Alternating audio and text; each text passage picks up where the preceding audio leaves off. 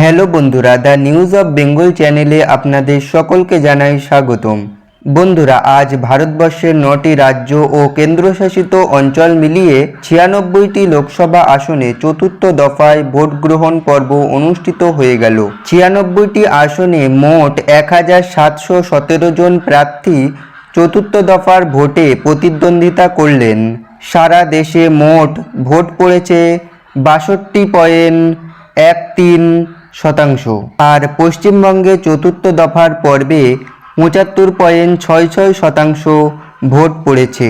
চতুর্থ দফার ভোট পর্বে ভোট হয়েছে অন্ধ্রপ্রদেশের 25টি আসনে, তেলেঙ্গানার 17টি আসনে, উত্তরপ্রদেশের 13টি আসনে, মহারাষ্ট্রের 11টি আসনে, মধ্যপ্রদেশের 4টি আসনে, ওড়িশায় 8টি আসনে, বিহারে 5টি, ঝাড়খণ্ডে 5টি, জম্মু ও কাশ্মীরে 1টি আসনে এবং পশ্চিমবঙ্গে 8টি লোকসভা আসনে কিন্তু এদিন ভোট গ্রহণ পর্ব হয়েছে। গুরুত্বপূর্ণ 8টি আসনের মধ্যে বোলপুর, রানাঘাট, কৃষ্ণনগর, আসানসোল, বর্ধমান পূর্ব, বর্ধমান দুর্গাপুর, বহরমপুর এবং বীরভূম, এই গুরুত্বপূর্ণ 8টি আসনে কিন্তু আজকে ভোট পর্ব কমপ্লিট হয়েছে। 2019 সালের লোকসভা ভোটে এই 8টি আসনের মধ্যে তৃণমূল জিতেছিল 4টি আসনে এবং 3টি আসনে জিতেছিল বিজেপি এবং কংগ্রেস পেয়েছিল 1টি আসন। আজকের ভিডিওর মূল টপিক হচ্ছে পশ্চিমবঙ্গের 8টি আসনে গড় ভোট পড়েছে 75.66% এবং আজকের ভিডিওতে আপনাদের সঙ্গে শেয়ার করতে চলেছি পশ্চিমবঙ্গের এই 8টি গুরুত্বপূর্ণ কেন্দ্র থেকে বিভিন্ন সমাজ মাধ্যম, নিউজ চ্যানেল ও বর্তমান পরিস্থিতির কথা মাথায় রেখে এই 8টি আসন থেকে কোন কোন প্রার্থী বা কোন রাজনৈতিক দল সম্ভাব্য এগিয়ে রয়েছে সেটা কিন্তু আজকের এই ভিডিওতে শেয়ার করে দেব। তো অবশ্যই ভিডিওটি স্কিপ না করে সম্পূর্ণ ভিডিওটি দেখার চেষ্টা করবেন। আর 2024 ভারতের লোকসভা নির্বাচন সম্পর্কে খুঁটিনাটি আপডেট পেতে আমাদের এই the news of Bengal YouTube চ্যানেলকে সাবস্ক্রাইব করে পাশে থাকা বেল বাটনে ক্লিক করে রাখবেন। বন্ধুরা, আজকে পশ্চিমবঙ্গের যে 8টি আসন রয়েছে এই 8টি আসনের প্রত্যেকটা আসন সহকারে আপনাদের সাথে শেয়ার করে দেব যে কোন কোন আসন থেকে কোন রাজনৈতিক দলের প্রার্থীরা মনোনীত হয়েছেন এবং বিভিন্ন স্বনামধন্য সংবাদ মাধ্যমের বর্তমান সিচুয়েশনের কথা মাথায় রেখে কোন রাজনৈতিক দল কোন আসন থেকে সম্ভাব্য এগিয়ে রয়েছে বা জিততে পারে সেগুলি কিন্তু আমি আপনাদের সাথে শেয়ার করে দেব। এবার আমরা মূল ভিডিওটি শুরু করে দিই। বন্ধুরা, আপনারা অন স্ক্রিনে দেখতেই পাচ্ছেন চতুর্থ দফা লোকসভা নির্বাচনে পশ্চিমবঙ্গের যে 8টি লোকসভা আসনে ভোট হয়েছে বিকাল 5টা পর্যন্ত ভোটের হার কেমন ছিল। বোলপুর লোকসভা আসনে কিন্তু 77.77% ভোট পড়েছে বিকাল 5টা পর্যন্ত। বহরমপুর লোকসভা কেন্দ্রে 75.36% ভোট পড়েছে। কৃষ্ণনগর লোকসভা কেন্দ্রে 77.29% এবং রানাঘাট লোকসভা কেন্দ্রে 77.46% ভোট পড়েছে বিকাল 5টা পর্যন্ত।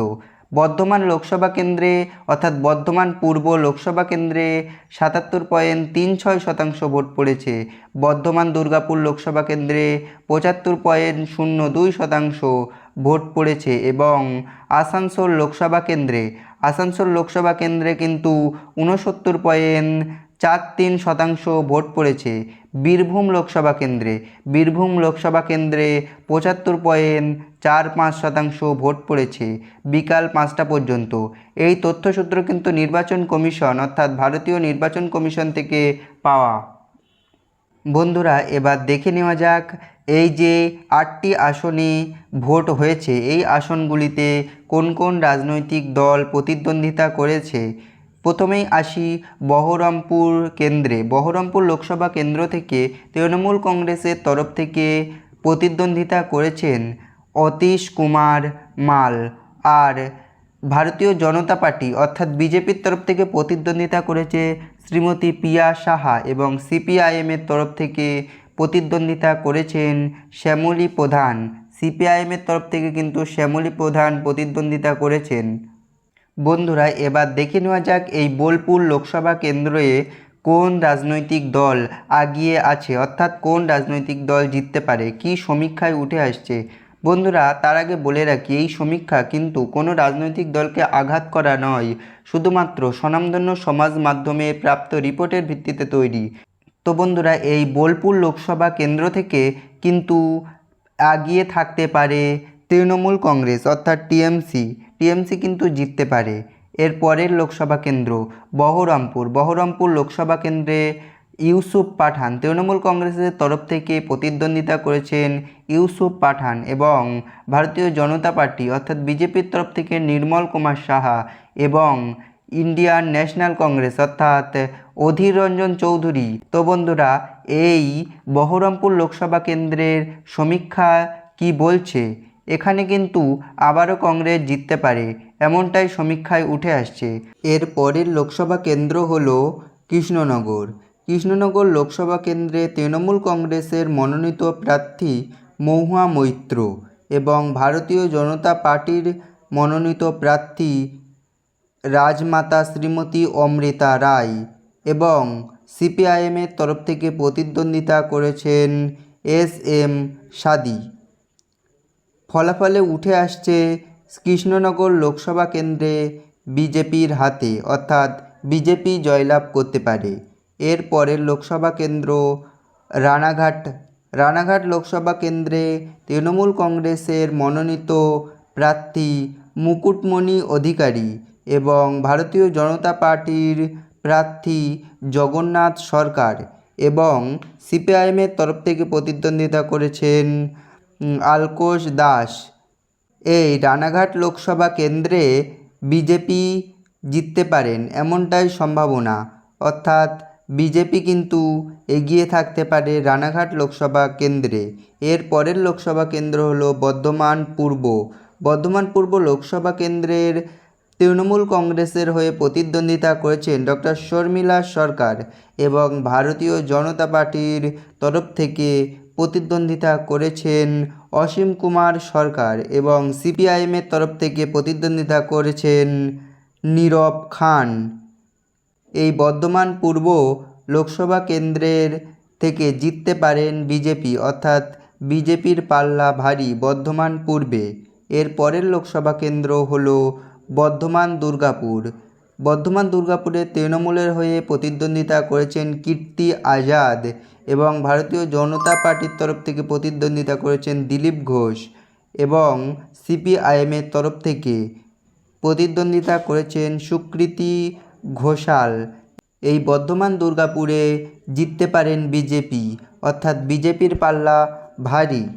এর পরের লোকসভা কেন্দ্র আসানসোলে বিজেপির মনোনীত প্রার্থী হল পবন সিং এবং তৃণমূল কংগ্রেসের মনোনীত প্রার্থী শত্রুঘ্ন সিনহা এবং সিপিআইএমের তরফ থেকে প্রতিদ্বন্দ্বিতা করেছেন জাহানারা খান এবং এই আসানসোল লোকসভা কেন্দ্র কিন্তু তৃণমূলের হাতেই। এই আসানসোল লোকসভা কেন্দ্রে তৃণমূল জয়লাভ করতে পারে এমনটাই আশঙ্কা করা যাচ্ছে বিভিন্ন সমাজ মাধ্যম থেকে। এর পরের লোকসভা কেন্দ্র হলো বীরভূম লোকসভা কেন্দ্র অত্যন্ত গুরুত্বপূর্ণ একটি কেন্দ্র। এই কেন্দ্রে তৃণমূলের হয়ে প্রতিদ্বন্দ্বিতা করছেন শতাব্দী রায় এবং বিজেপির হয়ে প্রতিদ্বন্দ্বিতা করছেন ডক্টর দেবাশিস ধর এবং এখানে কিন্তু কংগ্রেসের হয়ে প্রতিদ্বন্দ্বিতা করছেন মিল্টন রশিদ। এই বীরভূম লোকসভা কেন্দ্রে কিন্তু জিততে পারে তৃণমূল। তো বন্ধুরা, এই ছিল আজকের আপডেট। ভালো লাগলে একটি লাইক করবেন এবং চ্যানেলে নতুন এসে থাকলে চ্যানেলটিকে সাবস্ক্রাইব করে রাখবেন এবং আপনার মূল্যবান মতামত কমেন্ট বক্সে লিখে যাবেন। সকলকে ধন্যবাদ।